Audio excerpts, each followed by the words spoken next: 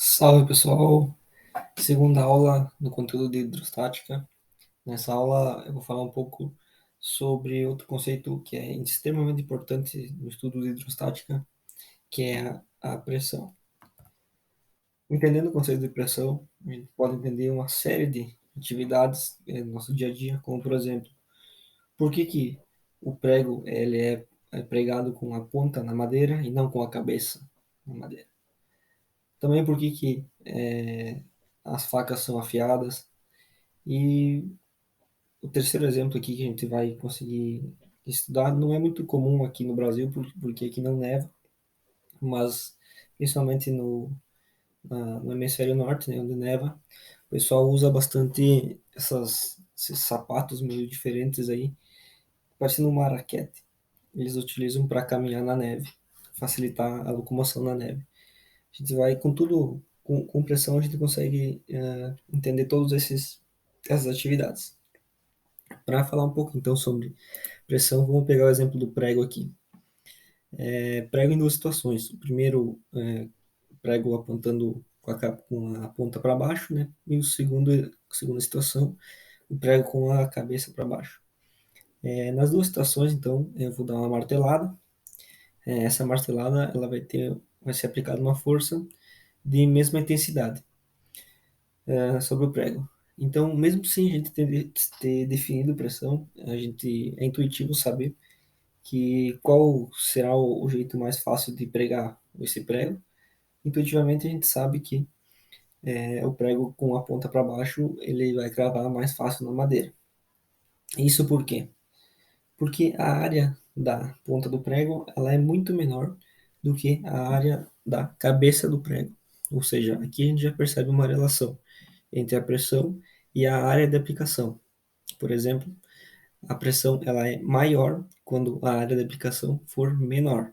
Da mesma forma, a pressão ela é menor quando a área de aplicação é maior.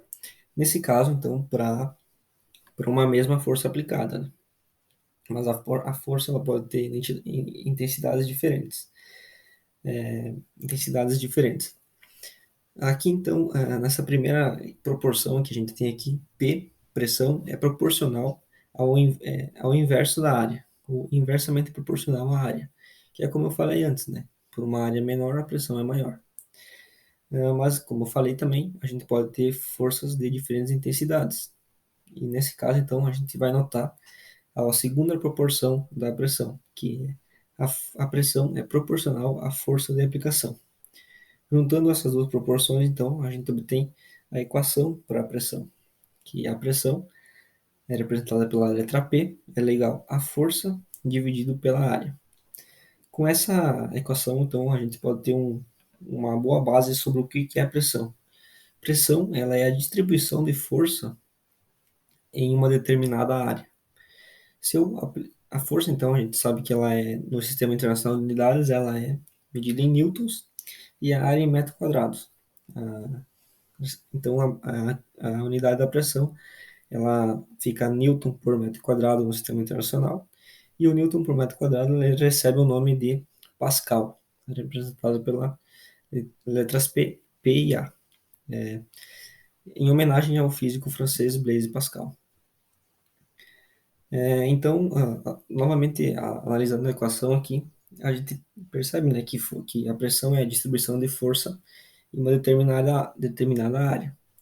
Ou seja, por uma área pequena, uma força aplicada, mais newtons em cima dessa área vai causar uma pressão maior. Agora, se a área for muito grande e a mesma força for aplicada, a gente vai ter menos newtons de força sobre uma área maior. Ou seja, essa força ela vai estar distribuída sobre uma área muito maior. Quando isso acontece, então, a pressão ela é menor. Aqui, então, eu botei uma nota que facilita bastante ter um resuminho da pressão, né? Para a mesma força aplicar, que um resumo da equação da pressão, né? Que é justamente o que eu falei anteriormente. Para a mesma força aplicada, a pressão é inversamente proporcional à área. Para a mesma área de aplicação, a pressão é proporcional à força inserida sobre ela. Então, a gente definiu o que é pressão, a gente tem que lembrar disso, né? Que para a mesma força aplicada, a pressão ela é ela diminui com o aumentar da área, ou aumenta com o diminuir da área. E para a mesma área de aplicação, então, a pressão ela é proporcional à força. Quanto maior a força, menor a pressão. Agora que a gente definiu, a gente pode voltar aqui e tentar, então, explicar. É por esse motivo, então, que a gente afia as facas. Porque ao afiar a faca, a gente está diminuindo a área de contato da lâmina. Diminuindo a área de contato da lâmina, deixando a lâmina mais estreita, a gente produz uma pressão maior para uma mesma força, o que facilita na hora de cortar alguma coisa. E também o exemplo das raquetes de caminhar na neve. Se eu tiver só com o pé, a área de contato do pé com a neve ela vai ser menor, ou seja, a pressão vai ser maior. E provavelmente o que vai acontecer é que você não vai conseguir caminhar na neve, porque seu pé vai afundar no terreno. Por isso, então, que foi pensado estrategicamente em criar um sapato, alguma coisa que aumentasse a área de contato com a neve, aumentando a área de contato. Nesse caso, a pressão ela é a mesma, porque a força aplicada é a mesma, né? No caso, a força gravitacional, força-peso. Essa mesma força, numa área maior, distribuída sobre uma área maior, vai causar uma pressão menor e vai facilitar o processo de caminhar na neve. Beleza? Então, pessoal, essa foi a videoaula e em breve eu voltarei com mais algumas videoaulas sobre esse conteúdo de hidrostática.